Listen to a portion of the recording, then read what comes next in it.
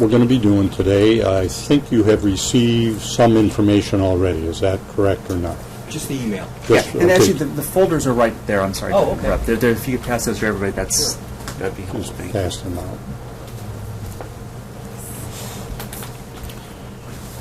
Thank you.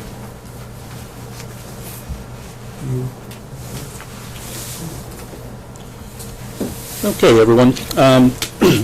This is basically really a joint press conference between or involving representatives from the Contractor State Licensing Board and the District Attorney's Office here in Monterey. And there's a reason why we've asked you to come, because this actually, and you will get these details, really involves activities that have been going on for the last 2 days in 6 major areas throughout the state of California, including in Monterey County, in particular Seaside, our city of Seaside. And these were sting operations that have been conducted by the Contractor State Licensing Board investigators with the assistance and cooperation of our district attorney investigators. To my immediate right, you probably recognize a very familiar figure. She will be addressing you soon. This is Anna Caballero, and Anna is the Business, Consumer Services, and Housing Agency Secretary for the state of California. And one of the reasons Anna is here, besides this is her home, is very simply that she also has oversight over the Department of Consumer Affairs for the state of California, which is part of the larger operation that she is in charge of. Contractor State Licensing Board is under the Department of Consumer Affairs. That's where the District Attorney's Office comes in, because we have our whole consumer protection unit, which happens to be housed in our Monterey office. To my left is Rick Lopes. He is the Chief Public Affairs Officer for the Contractor State Licensing Board, and he's been with them for approximately 9 years. By the way, as you know, Secretary Caballero, this is her home, and she served a long time on the Salinas City Council and also as the mayor of Salinas, about 15 total years. Was in the State Assembly for a number of terms, and has progressed on up into the state government. Also present, we have sitting over in the corner is Joan Hancock. Joan is the chair of the State Contractors Licensing Board. She was appointed by Governor Schwarzenegger, reappointed by Governor Brown. She also is an attorney and is a contractor herself up in the Sacramento area. And you will also hear from another person sitting down at this end of the table, John Lewis. John is a local contractor and will be giving you some comments on the impacts of unlicensed contractors and the impact on the licensed people who are abiding by the law. All right, so that's the players, and I am Dean Triple, the District Attorney. What I wanted to say real quickly is a lot of people think that all we do is concentrate and talk about murders and gang violence and all the other criminal things that you read about in the media, and certainly they capture our attention. But there is another area that has a significant impact that really doesn't get the recognition that it should. And that is that group of people out there in our communities who refuse to obey the laws. And they do not abide by the laws, which impacts all the legitimate business people who do. And it has impacts on the victims, the homeowners who try to get these contractors to come on in. So for us, we see that when we hear about the underground economy, which is in $60, $140 billion, many of these contractors who are unlicensed, they contribute to that underground economy where they're not paying taxes, they're not paying insurance or whatever. So what do they do that's wrong? People say, well, hey, they're just trying to make a living.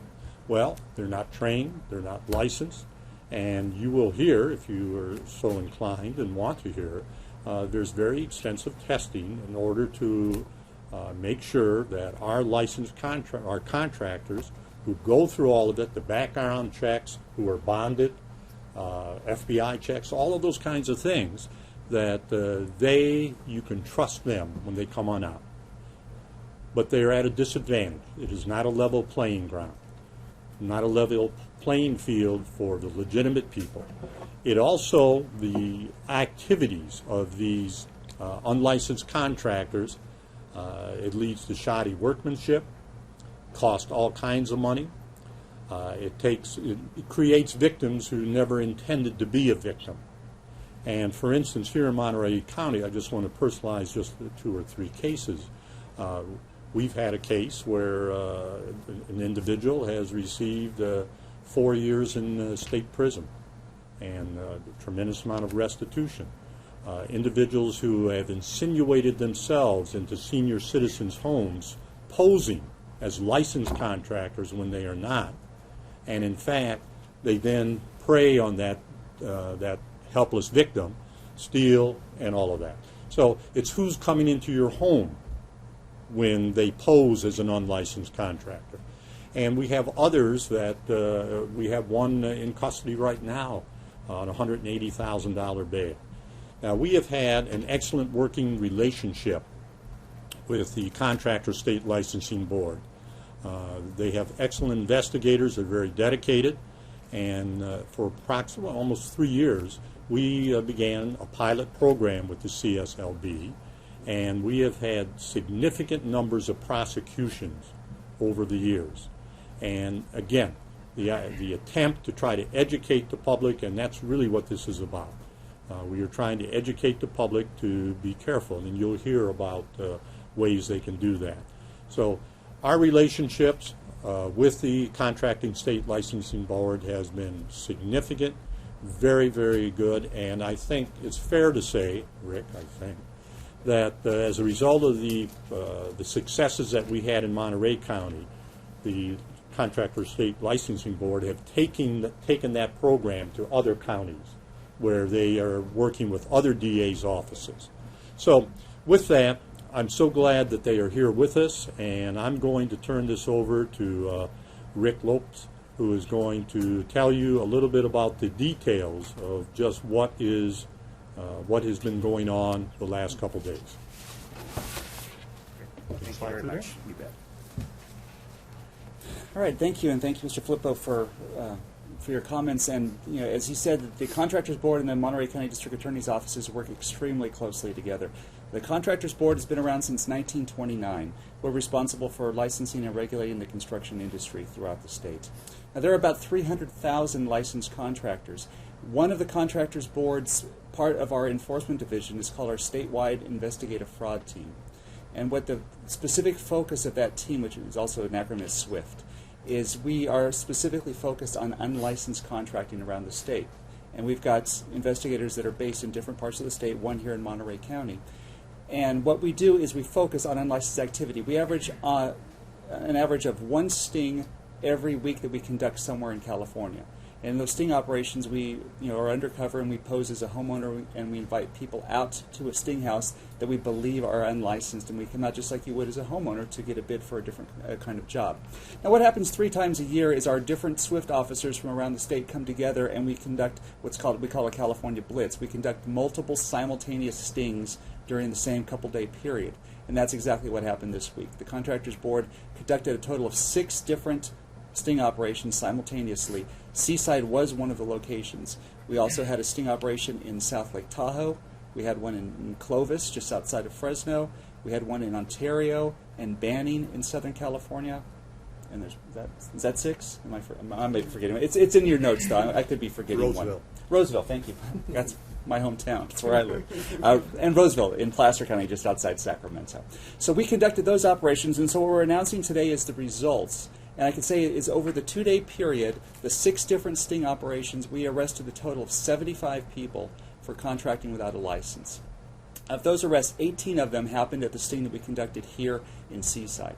And in the notes, you'll see us give a little bit of background. And part of the reason why it's so important that we want homeowners to realize what a risk they run when they're hiring a contractor. It's not like when you go out and buy a television set, you shop, you figure out what model you want, then you go out and you find the best price. All contractors, especially unlicensed contractors, are not created equal. So you just can't say, I'm just going to go find the cheapest person, because there's a lot of people out there that don't have the qualifications to be a contractor, and you'll probably end up paying twice because you're going to have to get somebody out a second time to actually tear out the first job and do the job the second time right. One of the most surprising things that you'll note in the sting operation, and one of the things that is a real a warning sign that homeowners should be aware of, is the type of people that we caught in these operations. Here in Seaside, we did catch a convicted sex offender. We got another one in another one of our operations as well. So we had 2 sex offenders. We had people that were convicted of prior felonies, including robbery, rape, child endangerment. We had people often using licenses or trying to pass themselves off as being a licensed contractor by using a license number that didn't belong to them. And so there's some pretty scary people out there. And so one of the most important things is we want consumers to know is when you're bringing somebody in to your house or around your kids that they're not licensed, you have no way of knowing just who they are and what their backgrounds may be. Since 2005, licensed contractors have had to undergo a criminal background check. So we're looking for those kinds of things. Also, licensed contractors are required to carry workers' compensation insurance if they've got employees. I'm not sure if I've ever seen an unlicensed contractor who has carried workers' comp insurance. And why that's important is if you have somebody out doing work on your property and they get hurt, they're not going to be covered by any kind of insurance, so they're going to be coming after you as the homeowner to pay their medical bills. And in the worst case scenario, they can actually come and sue and take your house. And that's a pretty scary thing when you think about it. So, we go into more details about some of the cases here in Seaside, but that's kind of the general overall, feeling is we want consumers to realize there's a huge risk out there. And we also, want the unlicensed people to know, especially here in Monterey County, if you're going to go out there and try to work as an unlicensed contractor, Monterey County, out of the 58 counties in the state, Monterey County would be the last county I would try it in. We have close working relationships with district attorneys' offices all over the state, and I can say unequivocally there's not a district attorney's office anywhere in the state that is more aggressive when it comes to prosecuting unlicensed contractors than the district attorney's office here in Monterey County. So this is definitely not the place. We've got operations going on all the time here. We have an investigator assigned full-time to this area. We work very closely, and we've got a great working relationship with the district attorney's office, and we can respond on the drop of a dime and have many times. So this is not the place. The unlicensed contractors, beware. We do have sting operations on a somewhat regular basis, and you never know when we're going to be out there. Okay, thank you, Rick. Anna? Thank you very much. Well, good afternoon. I was going to say good morning because it still feels like morning, but good afternoon. As you know, construction is one of the main industries that drives California's economy. Anyone who constructs or alters any building, road, or structure that costs over $500 has to have a license. And if they don't have a license, they can't advertise, they can't bid on a project, and they can't do the work. It's that simple. So these rules protect the consumer from shoddy work, as you heard. It can be very dangerous to have someone performing work that you believe is structurally safe, and then to find out that it wasn't done right, as you heard, requires that it be taken out and redone again. But it also, it not only endangers you and your family to allow that kind of construction, as you heard, it endangers your family to let someone in your house. I know, speaking personally, I've had work done at my house a number of different times, and to know that a licensed contractor has had a background check and has had the education and has the qualifications to do the work is really, really very important. So part of why these sting operations are held is so that the public becomes aware of what the rules are, so that they understand that there's somewhere they can go to check whether their contractor is licensed or not, and to understand that it's really important for them not to get just the best price, but that they get someone in their home that actually knows what they're doing and that can get the work done in a way that's safe for them and that follows the rules that are required in regards to how much you can get up front and exactly what kind of work that they can do. As you've heard, many people pose as contractors, get access to the house, and it's a dangerous situation. I want to thank and applaud the Contractor State License Board and the District Attorney's Office, Dean Flippo, for their aggressive work on this sting and for the relationship that has been created over the years. That relationship provides a very smooth working operation. I had an opportunity yesterday to go and observe the sting. Everybody is very professional. They do a terrific job.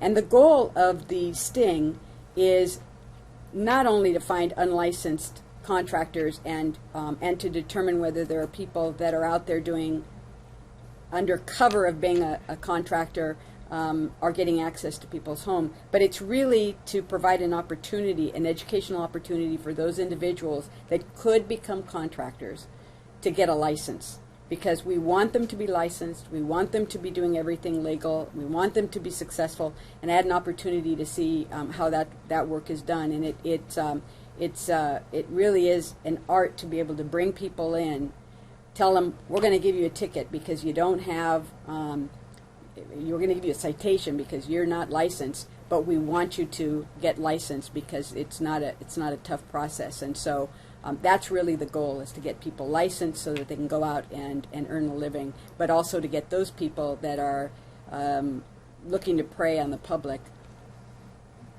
out of the business and locked up. So thank you very much for being here today, and thank you as well to CSLB and the District Attorney's Office for your aggressive prosecution and participation in this program. Thank you. Thank you, Secretary Caballero. Before we have our next speaker, just try to emphasize some of the problems I don't think the general public even thinks about. You've heard the terms, someone is using a license that doesn't belong to them. Well, when you stop and think, someone had a legitimate license, someone has basically stolen that license. Their shoddy work and everything is under the license of that legitimate person. And that legitimate person, their business reputation can suffer tremendously, significant loss. And that reputation, as you're well aware, in the business community depends on whether you make it or break it.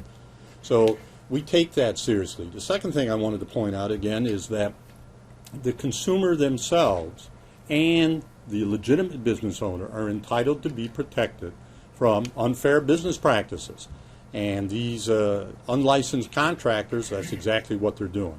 Our Consumer Protection Unit, we have 6 attorneys that work in that unit, and we prosecute businesses, individuals, someone posing at that as that, again, for interfering with the legitimate opportunities for legitimate businesses to succeed.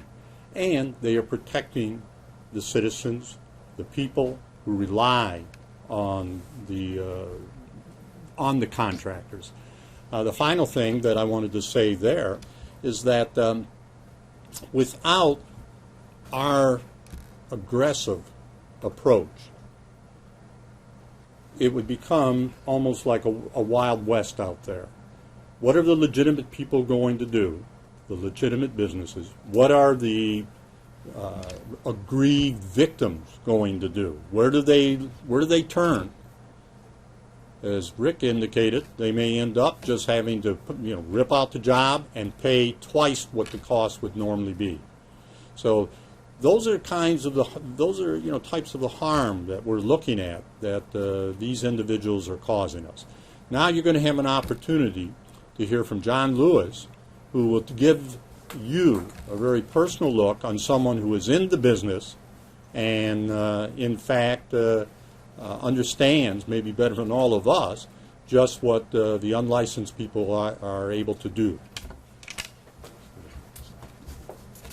Thank you, Dean, and my name is John Lewis. I'm a licensed general contractor here in Monterey County, a proud member of the Central Coast Builders Association, and I can speak for the other licensed contractors in our county that we appreciate very much what the Monterey County District Attorney's Office, Anna Caballero, and the California State License Board efforts are doing here especially in our county, because folks, this is nothing to take lightly. I myself have been personally involved with a few projects where I've had to come in after my customers or my clients have either been taken advantage of and misled that they are working with a licensed contractor, or made the mistake that I'm sure they'll never make again, trying to save a few bucks by going with somebody that's less expensive ended up being a very costly mistake. You know, just wanted to speak to the unfair competition. You know, as most of you know, the building trades have taken their share of beatings in the economy in the last 4 or 5 years. And I can tell you that the unfair competition against an unlicensed contractor who's not following the law, having responsible insurance put in place, bonding, taking care of their employees, building things by code, is far greater than any of the challenges that we've seen from the building industry with the economic downturn. You know, for example, any responsible contractor in Monterey County, for example, is paying 35% or more workers' compensation, and that protects the homeowners out there if for some reason we were to have an injured employee, that couldn't fall back on the homeowner. You know, like I had said,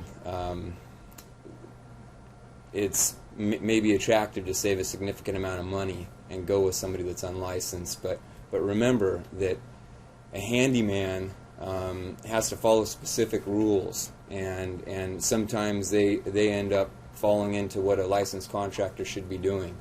Anything with electrical or plumbing, anything that exceeds $500, you should be working with a licensed general contractor, one of the members from the Central Coast Builders Association, or associations like National Association of the Remodeling Industry, but most importantly, folks that are licensed by the California State License Board. You know, I can tell you, having worked in this community, there's a misconception that when it comes to simple trades like painting or something like that, you know, it's easy to save, say, 50% of the bill and go with an unlicensed contractor. Well, I'll get personal and tell you about a specific project that I was a part of just this last year. Was that this woman that I got called out to do a paint job for. I pulled up and the house had been freshly painted, and I thought I was at the wrong house, but as I got closer and started looking at it, you know, she had paid almost $4,000 to paint her new house, or to paint her old house, and as you got closer and looked at it, it was all peeling off and blistering, and that's because an unlicensed contractor had given her what seemed to be a good deal, ended up costing her 2 or 3 times as much to have us peel all that off and do it the right way. So my point is that you have to use a licensed contractor not just for the larger projects of additions and full kitchen remodels and things like that, but it's even the lighter things. Just make sure that they fall within the state law. Again, I just really applaud and appreciate the efforts from Monterey County District Attorney's Office and the California State License Board. Thank you. Thank you, Ben. Are there any questions? What's the actual arrest charge on all these? Yeah, there's the main things, and this we go into it on page 2 of the release, kind of, and actually page 1 has some of it too. The main charges that people will be facing, they're both misdemeanors. They're part of the Business and Professions Code. One of them is contracting without a license. As was mentioned, is any job that is over $500 in both labor and materials has to be done by somebody with a state license. And you can't take a $1,500 job and cut it into $499 pieces. It has to be the entire job. So anything over $500 has to be it. So when these people came out to give us a bid for a job, if their bid was more than $500, then that puts that in play. The other one that the majority of the people got is what's called illegal advertising. In California, contractors are required to either put their contractor's license number in all advertisements, or if they're not licensed, it needs to say that they're not licensed, no state license, or some way to indicate that they're not licensed. Many of the people that we called out to, not only the Seaside sting, but the stings around the state, we were found on Craigslist. Craigslist is just a huge, we'll talk about a wild west of, you're on your own when you're on there, but unlicensed, it's one of the most critical things for us, is because on Craigslist, that levels the playing field, but for the unlicensed contractor. They can compete on a level playing field with the people that are licensed and legitimate, because they can advertise for free. They can do pretty much anything that a legitimate business can do. And so many of the people we find were from Craigslist. But in Craigslist, they're supposed to say in their advertisement either their license number or that they're not licensed. Now, in some of the cases, there were some charges of like asking for an excessive down payment. We can get into some of the laws, but many times you're going to find the unlicensed contractors especially come into a job and how much to get started? Well, I need half the money up front so I can go buy the materials. Well, that's already, potentially you've met somebody 10 or 15 minutes ago. If you got a $5,000 job, you're going to write somebody a check for $2,500, and who's to say they're ever coming back? The law regarding down payments is very specific. It says no more than 10% or $1,000, whichever is less. So if you've got a $2,000 job, no more than $200 for a down payment. So some people that were asking for excessive down payments then will have an additional charge. And in some cases, workers' comp, we've talked a lot about it, but it's probably one of the most critical things to a homeowner. Some people, we actually put stop orders. We have the ability, when we come across either a job if we're out on a sweep, or in a sting operation, if somebody brings one of their workers with them and they don't have workers' comp insurance, we can issue them a stop order, which requires them not to do any work until they get workers' comp insurance. So if we catch them again, that is going to be sitting there, and that can be used to kind of buoy up the charges. So those are the main charges that we had in the operation. What's the most efficient way for somebody to check a license and make sure it's not being used by someone who stole it or whatever? The most efficient way is, depending on how you find the contractor. If you're going to use an advertisement, the best thing to do is you look on that ad and you find it's usually going to be a 6-digit number, and you want to be very careful because many times, and we saw it in all of these things, is somebody will put their city business license on there as a license number, and they'll try to imply that it's going to be a state contractor's number. So what you want to do is you want to look and you want to find that number, then you can go to our website, or we have a toll-free line that you can call in on, and you just want to check that number. You want to find out who the license belongs to. It'll tell you if that license is in good standing, when it expires. It'll tell you what trade it's for. If you see somebody that's advertising for concrete and you look them up and the license is for plumbing, that's going to raise a red flag to you. Also, you want to see is this a company that's kind of licensed in my area? Is this if you see somebody with a San Diego license, very legitimately they could be a big enough business where they're operating around the state. But you kind of want to see if they're working in that area. We also list the personnel who are on that license. You click on a button and it gives you the personnel. You want to see if the people you're dealing with are the people that are actually listed on the license. Or if there's a salesperson, the salespeople have to be registered with us, and that's all listed on that. So there's a lot of information even before you pick up a phone and call somebody out. And when you do call somebody to come out, what you want to do is you want to ask them to see their pocket license. Like a credit card. It's a plastic card that we issue to them. It has their license number. It has their information. And you want to look and see, and actually John probably, see, there you go, a good contractor by law, they should have that with them. Actually, I should have you hold it. But here's a pocket card. You should ask to see that, and you might even want to ask them to see their picture ID. You want to make sure, in this case, it's Lewis Builders, but if you asked John to see his ID, you're going to see that it's somebody named Lewis as well. So you want to check that, and you want to make sure, and don't be afraid to ask questions. You do want to ask about things like workers' comp insurance, which will show up on our license information. But you also, you don't necessarily want to take their word if they say, oh yeah, I got insurance. You want to ask them, give me a policy number, and maybe go ahead and check with the insurance company to make sure they're covered. Make sure they don't have a policy for one person, but they got 10 people working on your property. There's lots of ways that people try to cheat the system. And to be quite honest, licensed contractors, in some cases, they're going to be unscrupulous too. There's some of them that are looking to cheat the system too and hide behind their license. So we never want to say is don't assume just because somebody says they have a license or they say they have insurance. Don't just assume that they're telling the truth. You want to do your homework. You want to ask them questions. You want to make sure and not just take anybody's word for it. Any other questions? Can you tell us about the Seaside operation? If it took place yesterday, Sure. today, specifically over 2 days, and who interesting? You mentioned the sex offender Sure. and anybody noteworthy that we might be able to include in our stories. You bet. You bet. Yeah, and these are on your notes. You got a few little bullet points. The Seaside operation was connected both on Wednesday and Thursday of this week, so yesterday and the day before yesterday. And again, we had people that came out. Most of them were based on their ads. The kinds of jobs that we had people come out for were landscaping and flooring.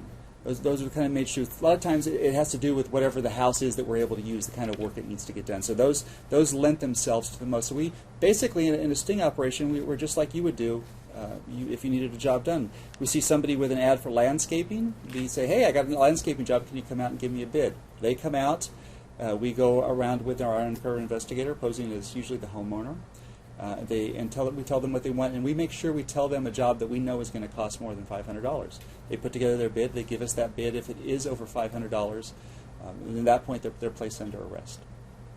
The Monterey County DA investigators who are with us at that point, when we identify ourselves that it is a sting operation, they will actually run a check on them, make sure they have no outstanding warrants. And we did have one suspect here in the Seaside that did actually have an arrest warrant for a prior parole violation. So he was actually taken to jail. We had another incident where a guy had been driving with a suspended driver's license. Actually, without a driver's license since 1996. So for the last 17 years, he was driving without a license and without insurance. And so his car got towed. So he got to walk home, or at least walk somewhere to get somebody to pick him up. And we had quite a number of people. I mean, it really does run the whole realm. There are people that, for whatever reason, haven't gotten around to get the license. We had one gentleman who was had a lot of experience as an electrician, and he would probably be a very good and very capable licensed contractor, had issues, things, and just never got around to doing it. So our investigators spent a lot of time with him, encouraging him, look, you can do this. And we gave him our business card, we gave him a packet with the application and information. We want them to get licensed. Our job is not to put them, to get them out of business. Our job is to get them to play fairly with everybody else. We want them to be successful. And I think if you ask any licensed contractor, they don't mind the competition if it's a level playing field. Anything else? Let me just mention that if you, as you conclude, if you have any specific questions about any of the Monterey type of cases in the past, Deputy District Attorney Carol Reed, who is part of our fraud unit and really concentrates in the workers' compensation fraud and has worked with the CSLB for a number of years. She's standing out in the hall. She said off camera. But if you would like to chat with her afterwards, she can probably give maybe some more personalized types information. With that, I want to thank Secretary Caballero for coming down. It's very good to see you, and congratulations on the wonderful job you and your whole department are doing, and especially in this time of economic difficulties. I want to thank Chair Hancock, and again for all your leadership, and Rick, the Public Affairs Officer for CSLB, thank you, and John, thank you very much for really putting a personal touch on it as someone who is really impacted by all of that. So thank you for coming, and Rick, you'll be around in the event they have any questions about the packets that you have prepared for.